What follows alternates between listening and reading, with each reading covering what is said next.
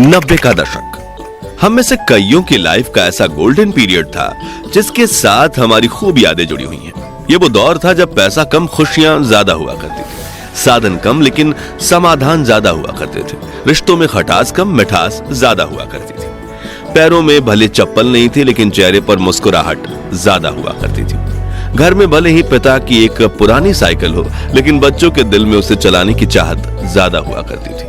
कहते हैं कि गुजरा जमाना लौट कर नहीं आता, लेकिन हम कुछ पलों के लिए समय में पीछे जाकर उस जमाने की यादों को जरूर जी सकते हैं। और आज के इस खास वीडियो में हम आपको ले चलेंगे 90 के दशक के उस दौर में जिसे देख आपके बचपन की यादें ताजा हो जाएंगी, आंखों में खुशी के आंसू भर जाएंगे और दिल कहेगा वो दिन भी क्या दिन थे। तो चलिए चलते हैं इस सुहाने सफर पर। आपको याद है उस वक्त माँ ईंट और मिट्टी से बने चूल्हे पर आग जलाकर खाना बनाया करती थी और शाम होते ही बच्चे खाने का इंतजार करते हुए माँ के साथ आंगन में बैठ जाते। चूल्हा जलाने के लिए खेत से पतली सूखी लकड़ियां तोड़कर लाई जाती थीं और जिसके घर में गाय भैंस हुआ करती थी वो उनके गोबर के उपले या थेपड़ी बनाकर उन्हें सुखाते थे, फिर चूल्हा जलाने के लिए उनका इस्तेमाल होता था।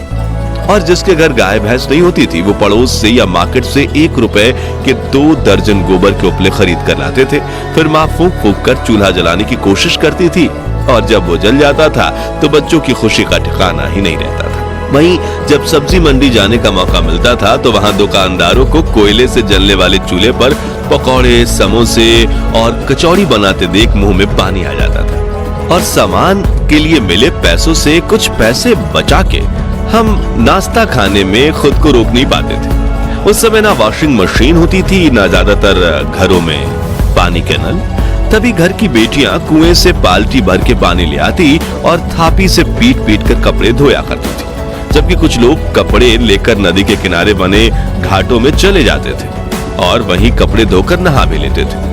आजकल तो लगभग सभी के पास पक्के मकान हैं, लेकिन उस दौर में गांव में सिर्फ एक आधा लोगों के पास ही पक्के के मकान हुआ करते थे, बाकी गांव के पास मिट्टी से बने हुए कच्चे घर हुआ करते थे। और आपको बता दूं कि जब दीपावली का त्योहार आता था तो लोग अपने इन्हीं घरों की मिट्टी और गाय के गोबर से लीपा पोती किया करते और इसे काफी शुभ माना जाता। लोगों के घरों की दीवारें आला या ताक कहे जाने वाले ऐसे स्थान जरूर दिख जाते थे जहां छोटी चीजें बहुत रखी जाती थी। घर की चाबियां और शाम को जलाने वाले दिए इसी पर रखे जाते थे, लेकिन अब नए घरों में इनकी जगह ड्रेसिंग टेबल या डिजाइनर अलमारियों ने ले ली है। तस्वीरों में दिख रही ये चिड़िया उन दिनों खूब दिखा करती थी, लेकिन आज ये विलुप्त होने की कगार पर पहुंच गई है। आपने इस चिड़िया को आखिरी बार कब देखा था और इसके मधुर ध्वनि का दीदार किया था? कमेंट्स में बताइए। याद है रोज शाम होते ही सभी दोस्त गली के नुक्कड़ पर मिला करते थे और खूब हंसी मजाक किया करते थे। इसे लेकर किसी ने क्या खूब कहा है कि उस दौर में सहजता थी, सादगी थी, बंदगी थी। ये सोशल मीडिया प्लेटफॉर्म्स नहीं थे तब जिंदगी। बच्चे में एक दूसरे के साथ कई मजेदार खेल खेलने की होड़ थी, जैसे कि राजा मंत्री चोर सिपाही, चिड़िया और छुपन छुपाई, इक्कल दुक्कल, गिट्टियां, अंताक्षरी, कच्चे पकड़म पकड़ाई, गिट्टी फोड़, आंख मिचौली, लंगड़ी टांग, गिल्ली डंडा वगैरह। खैर इनमें से बचपन में कौन सा खेल सबसे ज्यादा आपने खेला है कमेंट्स में बताइए। और अगर बचपन में आपने ये खेल नहीं खेले तो आपने 90s के बचपन का एक सुनहरा दौर मिस किया है। वहीं ये माचिस की ताश देखकर आप में से कुछ लोगों की आंखें भर आएंगी। ये ताश वही बच्चे बनाते थे जिनके पास ताश की गड्डी खरीदने के पैसे नहीं होते थे, लेकिन अपने रूल्स के साथ अपनी ताश खेलने का मजा ही कुछ और था। याद है वो स्वादिष्ट कैंडीज जो 90 के दशक की शान हुआ करती थी। गुरु चेला जिसमें कैंडी का पैकेट घुमाने पर फोटो बदल जाती थी, पान पसंद, मैंगो बाइट, चटपटी कैंडीज, इकलिया, किस्मी, इमली की गोली, खाने वाली सिगरेट, जेम्स, आम पापड़, कप में मिलने वाली स्वादिष्ट जेली और मिल्की बार। ये कुछ ऐसी कैंडीज थी जो पूरे भारत में जोरों शोरों से बिका करती थी। खैर इनमें से आपकी पसंदीदा कौन सी थी? कमेंट्स में बताइए। ये वो गलियां हैं जहां हम क्रिकेट खेलते वक्त जीवन की सभी समस्याएं भूल जाते थे। बच्चे बारिश के पानी में छपाक छपाक करके दौड़ते थे और अगर एक पुराना टायर मिल जाए तो छोटी सी लकड़ी की मदद से टायर को धकेलते हुए रेस लगाने का मजा ही अलग था। ये वही मोहल्ले हैं जिनके साथ हमारी सैकड़ों यादें जुड़ी हुई हैं। ये वही पेड़ हैं जहां देश के लाखों बच्चों को प्राथमिक शिक्षा मिली है और जिन बच्चों को स्कूल जाने का सौभाग्य प्राप्त होता था वो महंगी बेंच नहीं बल्कि ऐसी लकड़ी की चारपाई पर बैठकर पढ़ते थे। जब पहली बार बंगाल में इंग्लिश स्पीकिंग क्लास खुली थी तब ऐसे दीवारों पर एडवर्टाइजमेंट दी गई थी, लेकिन आजकल तो अंग्रेजी के सामने हिंदी भी फीकी पड़ने लगी है। अब नजर नहीं आते ये डाकियां जिनकी साइकिल की घंटी सुनते ही घर में खुशियों की लहर दौड़ उठती थी। पोस्ट ऑफिस तो आज भी है, लेकिन खत लिखने वाला कोई नहीं।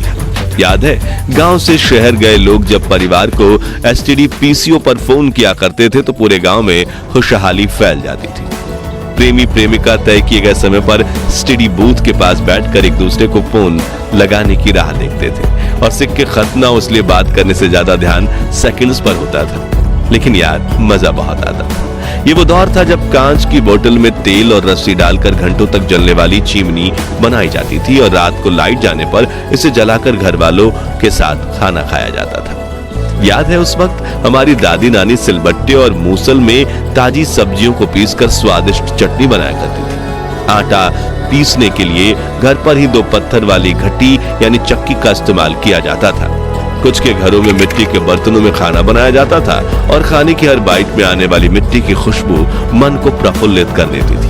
बर्तन भी स्टील के नहीं थे बल्कि लोहे, तांबे, पित्तल और कांसे के हुआ करते थे और डाइनिंग टेबल की जगह जमीन पर बैठकर हाथ से खाने का मजा ही कुछ और था। चलिए अब हमारे प्यारे राजस्थान में चलते हैं और 90 के दौर की कुछ ऐसी यादों को ताजा करते हैं जिनके बारे में शायद आजकल के बच्चे को पता तक नहीं होगा।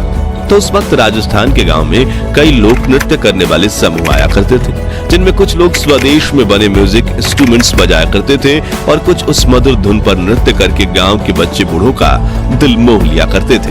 गांव शहरों में कठपुतली का खेल भी होता था, जिसमें कलाकार लकड़ी से बने गुड्डे गुड़ियां नचाकर खूबसूरत कला का प्रदर्शन करते थे।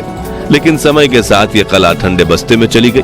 मोबाइल फोन और वीडियो गेम्स के जमाने में बच्चे असल मनोरंजन भी भूल गए और जिन कलाकारों को कठपुतली का खेल देखने में दर्जनों लोगों की भीड़ जमा होती थी, उनकी आज कुछ दर्शकों के लिए भी आंखें तरस गईं। याद है, उस वक्त ट्रांसपोर्ट के लिए ज्यादा वाहन नहीं हुआ करते थे, इसलिए कई लोग बैलगाड़ी और ऊंट गाड़ी से सामान को यहाँ से वहां पहुंचाने का काम करते थे और रोजी रोटी देने वाले जानवर की देखभाल अपने बच्चों की तरह करते थे। 90 के दशक के गोल्डन टाइम की बात करें तो ट्रेन का जिक्र ना हो ऐसा तो हो ही नहीं सकता। उस वक्त सिर्फ कुछ लोग जहाज में सफर कर सकते थे, इसलिए देश की 99.99% जनता के लिए दूर सफर करने के लिए ट्रेन सबसे पसंदीदा साधन हुआ करती थी।